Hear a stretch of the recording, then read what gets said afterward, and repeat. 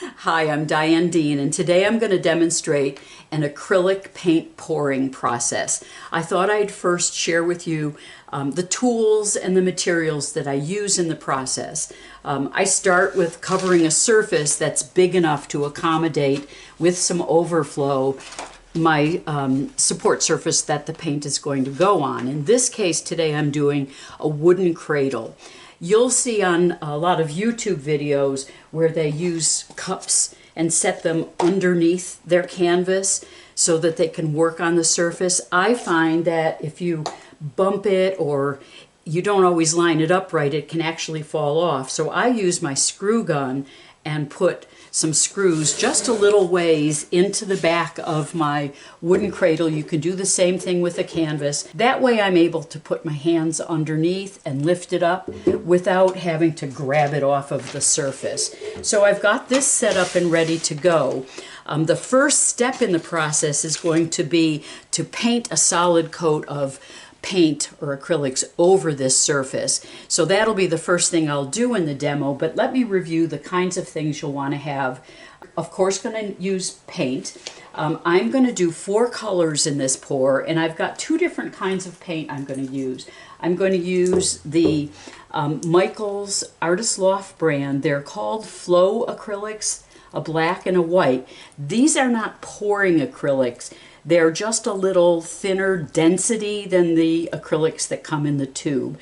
And I use the black and the white in the Flow acrylics for a lot of my paintings. And then the other acrylics I'm going to use in this piece is a deep purple and a bronze. So those are my 4 paints.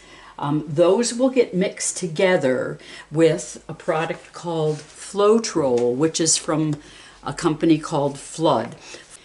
We can also use the Liquitex pouring mediums or the golden pouring mediums. This is a lot less expensive. This gallon is, I think, $19. So the golden and the Liquitex products are a lot more expensive. And then we're also going to use distilled water.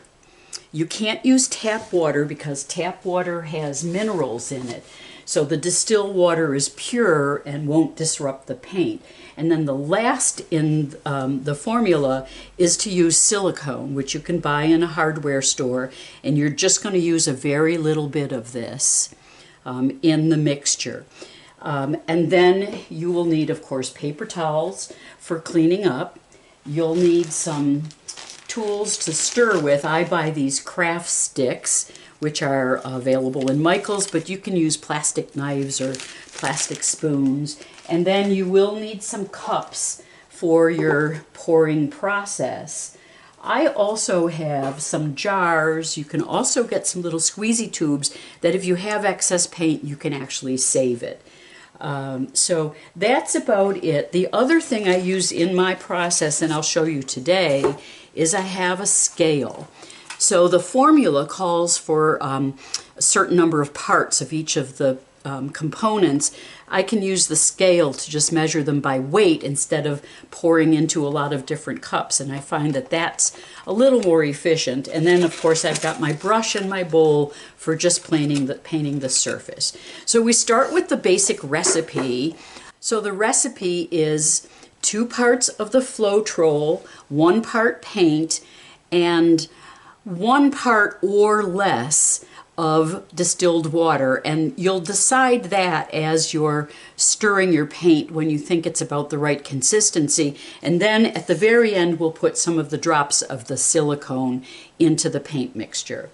So I'm going to mix each one of these colors separately, so I'll start that process. So the first thing I have to do is just give a quick paint to my surface. This helps the acrylic move easier when I start to pour. All right, so you can see how easy this paint comes out of the tube. If you're painting an acrylic painting and you want a lot of texture to show up, this is really too thin, but it works great for this process. So the first thing I do is just spread this paint, and I've chosen black. The piece that I showed you in the very beginning before we started the video is one of my pieces that I'm going to do another one that'll fit in that series. And so I've used black for the background.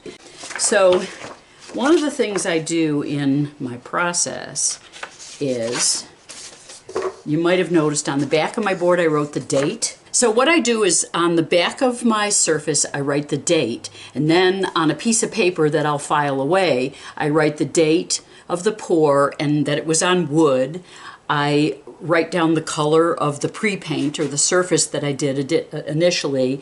Then I write down the brand and the color of my paints, and how many ounces I use, how much water I ended up using, and how I mixed my silicone, and any notes about anything that I like or don't like about the piece. So that can be useful if you're working in a series, and as you're learning how to do this process, that'll give you some references so that you can adjust your formulas and adjust your techniques as you continue to work. All right, so let's just get this covered up quick. We'll speed this part up real fast because nobody wants to see us painting black. Okay, so now I'm ready for the next step, and I'm going to use this scale that I think it was about $14 at Walmart. I like it, it's digital, and you can set the 0 point. I don't want a mechanical scale because then I have to add ounces together. So the way this one works is I can set my cup on it, and that weighs 0.2 ounces. So now I reset it to 0, and now I can put in, we'll start with my purple paint. I can put in, I'll go to my 0 point. Now I can put in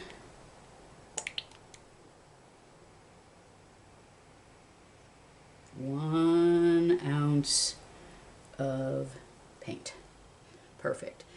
And now I want to put in 2 ounces of Floetrol. So I reset my 0 point, and just so I'm not pouring out of the bottle, I'm going to pour this into a cup because I don't want to mess up my paint.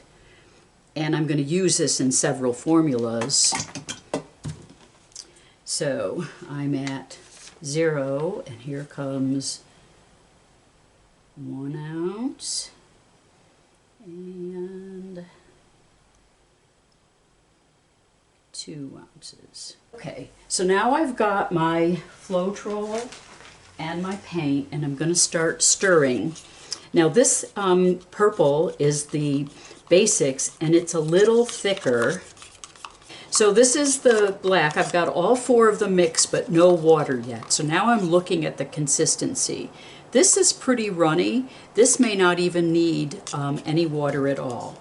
And the white should be about the same way, although the white paint was older, and if you work with acrylics, you know the older they get, the thicker they get. So the white's going to need some water, and here's my bronze, and it's going to need some water, and the first one that I mixed is also pretty thick. So now I've got my distilled water. I don't necessarily have to weigh it.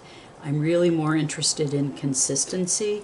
So it's kind of like making pudding.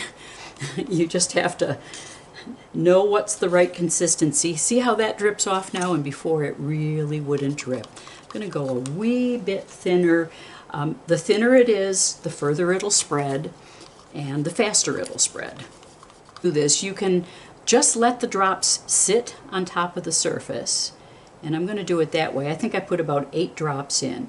If you mix the drops into the paint, your cells that sort of open up in the process, those are those interesting circles that appear. If you mix them in, there'll be more of them and they'll be smaller. And if you leave it on top, you'll have bigger cells. So now I'm ready to put them together and start a pour. To do the pour, we actually, I'm going to go right here. When you pour, there's lots of different ways you can do it. But I'm going to put layers of the paint in the cup, put it on here. I'll have to hold it up. Then I flip it over and I pull it off. You can also cut a hole here, and you could build your layers and then just lift it. But I find sometimes I move it and it leaks a little bit, and there's lots of other approaches, but this is sort of the basic flip. The white paint is heavier, so I want it to go on last. So because I'm going to flip it, I'm going to put it in first. You're giving me all your secrets. Well, it's pretty much, you can even go to the Floetrol. I use my scale to mix the colors. All right, so next I'm going to go purple. So this will be a new layer. And they don't mix. They kind of mix. They kind of stay in the middle. You don't want to shake it up and get them to mix. You can already see some cells forming, Yeah. which is what the silicone causes. And here comes the bronze. Is that silicone just in a 3-in-1 oil container? Yeah. Okay. Yep. From Home Depot. There goes my bronze. Good. And then here comes the last color, which is the black. Okay. Ooh, it looks like a flower. It's already starting to look like something, yeah. All right. Now, the fun part.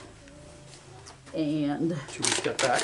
yes, you don't have to step too far back, but all right. So I'm gonna. Whoop, that's all right. Do you need that? No, I don't need it now. Okay, so I'm gonna Oh, okay. So you can... line it up. Come on, unstick. There we go. I'm gonna put this in the middle.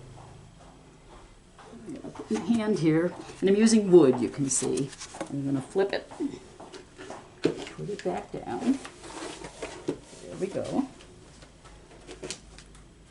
And there's a little suction, so I have to kind of wiggle it to get it to move.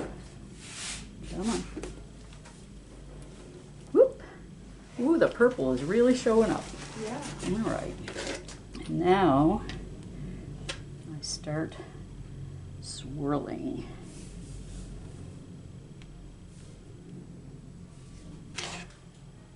I'm not seeing much black, but that's okay.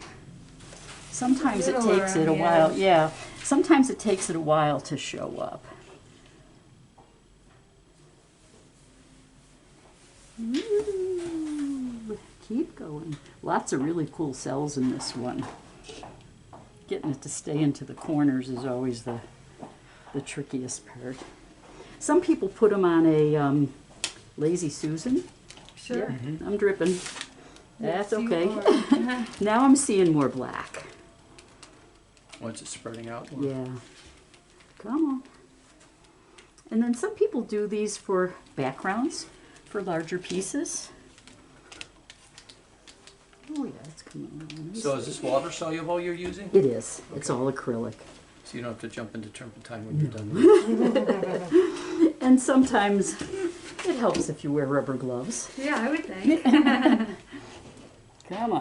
So here's the finished piece. And here's some close-ups of the finished piece. I have a little bit of bad news.